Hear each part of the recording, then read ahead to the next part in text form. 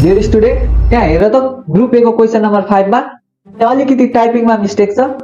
Find your x हैन है, त्यो find the value of x. फेरि तिमीहरुले एक्स खोज्दै बस्लाउ नि।